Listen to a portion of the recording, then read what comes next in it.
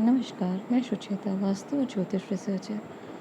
आज हम आपसे बहुत महत्वपूर्ण भगवान श्री गणेश के ऊपर बात करने वाले हैं। पिछली वीडियो में हमने आपको बताया था कि भगवान श्री गणेश के बहुत विविध तरीक़ों से पूजा पाठ की जाती है। बहुत अनेक नियम धारण करना अति आवश्यक होता है। अगर इन नियम धर्म में आपने अगर कहीं पे भी कोताही की तो इसका बहुत बड़ा दुर्भाग्य या अशुभ परिणाम के लिए आपको तैयार रहना चाहिए। कोई भी पूजा पाठ सामान्य नहीं होती। इसके बहुत सारे नियम विधि विधान होते हैं। कुछ विशेष नियम जिनको हमारे जीवन में आपको अपनाना ही चाहिए, उन पर हम चर्चा कर रहे हैं। देखिए, ये कभी मत भूलिएगा कि भगवान भाव के भूखे हैं। आप उन्हें जो भी आपके पास में उनसे आप प्रसन्न कर सकते हैं, परंतु ये भी ध्यान रखिएगा भगवान भाव के भूखे तो हैं, परंतु इनके नियम भी हैं। आप कुछ भी पूजा पाठ, कुछ भी कर्म कांड कैसे भी तरीके से अगर गलत विधि विधान का प्रयोग कर रहे हैं, आपको नहीं पता, आप मत करिए। आप जान लीजिए, सीख लीजिए, उसके बाद इसका पूरा लाभ उठाइए। अन्यथा यही आपकी जो पूजा पाठ है, आपके दुर्भाग्य के कारण, आपके जीवन में अनेक प्रकार की परेशानियों का कारण बन सकती है। देखिए, पिछली वीडियो में हमने आपको बताया था कि ये दिन, तारीख, समय बहुत अनुकूल है।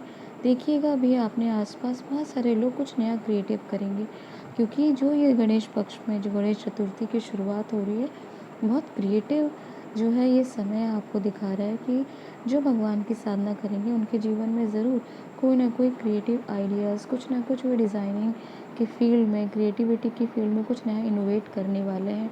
अगर आप गृहस्थ में हैं, गृहस्थी है, आप कहीं नहीं कुछ नहीं कर रहे, तो भी आप देखेंगे आप अपने घर में भोजन के अनेक माध्यम से आप कुछ नया क्रिएट करने वाले हैं, क्योंकि क्रिएटिविटी का टाइम निश्चित ही प्रारंभ हो रहा है। और यही नहीं, आप देखेंगे कि ये समय बहुत ही ज़्यादा, अगर आप अपनी साधना को बढ़ाना चाहते हैं, आप धन वैभव चाहते हैं, तो ये नियमों का पालन करके जो मैं आपको आगामी जो हमने आपको 10 दिन बताने का प्रयास किया है, इन नियमों का अगर आपने पालन किया तो आप देखेंगे आपके जीवन में धन संपत्ति ज़रूर बढ़ेगी। और ये बहुत महत्वपूर्ण नियम बताने जा रहे हैं, इसलिए रोज़ आप इस वीडियो को, हर एक जो नियम हम आपको बताते हैं, बड़े सावधानी से सुनिएगा और उस पर अमल करने का प्रयास करिएगा, क्योंकि ये सारी चीज़ें हमने रिसर्च करके आपके लिए लाई है। ये सिर्फ ऐसा नहीं है कि आपको हम वीडियो बनाने के मकसद से, हमारा ऐसा कोई भी वीडियो ऐसा नहीं होता जिसमें रिसर्च नहीं होती। तो आज हम आपको बता रहे हैं वनस्पति के बारे में। जब हम भगवान श्री गणेश की बात करते हैं तो विशेष वनस्पति ऐसी रहती है जो बहुत शुभदायक होती है, बहुत शुभ परिणाम देती है। और कुछ विशेष ऐसी वनस्पति भी भगवान श्री गणेश को जो बिल्कुल नहीं चढ़ानी चाहिए, बिल्कुल निषेध है, उनका प्रयोग करना बहुत दुर्भाग्य का कारण जीवन में बन सकता है। अगर आप गलत तरीके से भगवान को वनस्पति का फूल, पौधे, फल आदि के माध्यम से, वनस्पति यानी पेड़ पौधों के रूप में अगर आप कुछ चढ़ा रहे भगवान को, जैसे फलों की बात करें तो फलों में भगवान को जामुन ज़रूर चढ़ाना चाहिए। देखिए, हम तो मीठे में भगवान को मोदक, मिष्ठान, अनेक प्रकार की चीज़ें भगवान को चढ़ाते हैं, परंतु ये आपको बिल्कुल ध्यान रखना है कि जैसे कि हम मीठा खाते हैं तो उसको बैलेंस करने के लिए हमें कुछ ना कुछ इसके साथ में इसका सब्स्टिट्यूट लेना पड़ता है। और भगवान के लिए जब पूजा पाठ में हम भगवान को बहुत सारे मिष्ठान चढ़ाते हैं, तो अगर जामुन अगर आप भगवान को चढ़ाएं तो ये बहुत ही ज़्यादा शुभ, बहुत ही ज़्यादा अच्छा माना जाता है।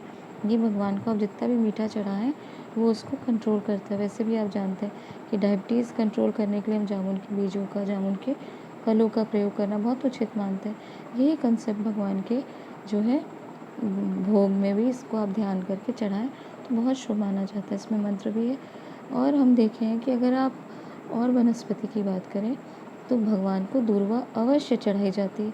भगवान की पूजा में दूर्वा का प्रयोग ज़रूर करना चाहिए। भगवान श्री गणेश दूर्वा घास से अति प्रसन्न होते हैं। अब हम बात करते हैं क्या चीज़ भगवान को बिल्कुल नहीं चढ़ाई जानी चाहिए, वो है तुलसी। भगवान को तुलसी की जो मंजरी या तुलसी पत्र बिल्कुल भी नहीं चढ़ाना चाहिए, क्योंकि कई लोगों की आदत हो जाती है, अभ्यास हो जाता है कि अपने घर में पूजा भोग लगा रहे हैं और तुलसी का पत्र रख दिए, तो ये आप मान लीजिए कि आपकी पूजा खंडित हो गई। वहीं ऐसे भी अब बहुत सारे लोग आप देखेंगे कि जो घर में भगवान की मूर्ति तो लाएंगे, परंतु साथ में उन मूर्तियों के अंदर जो है तुलसी पत्र या तुलसी के मंजरी बीजों को भी वो लाकर, क्योंकि आजकल बहुत सारे लोगों के लिए बहुत मुश्किल होता है कि जाकर भगवान को प्रॉपर तरीके से विसर्जित किया जाए, और इतनी ज़्यादा वहाँ पे परेशानी, भीड़ और गंदगी रहती है कि हम अपने घरों पे ही भगवान को विसर्जन करना श्रेष्ठ समझते हैं। तो अगर आप घरों में भी विसर्जन कर रहे हैं मिट्टी के, अगर आप भगवान गणेश ला रहे हैं पंचगव्य से बने हुए, तो ध्यान रखिएगा ऐसी मूर्ति बिल्कुल ना लीजिए जिसमें तुलसी के बीज हों, क्योंकि ये पूजा आपकी खंडित हो सकती है। तुलसी के बीज, तुलसी के पत्र भगवान के भोग पूजा आदि में, श्री गणेश जी की पूजा में बिल्कुल प्रयोग नहीं किए जाने चाहिए। इसी प्रकार से हम देखेंगे आपको आगे आगामी वीडियोज़ में भी हम आपको विशेष जानकारी देंगे भगवान की पूजा से संबंधित। इसलिए हमारे चैनल से जुड़िए, चैनल को लाइक सब्सक्राइब ज़रूर करें। धन्यवाद।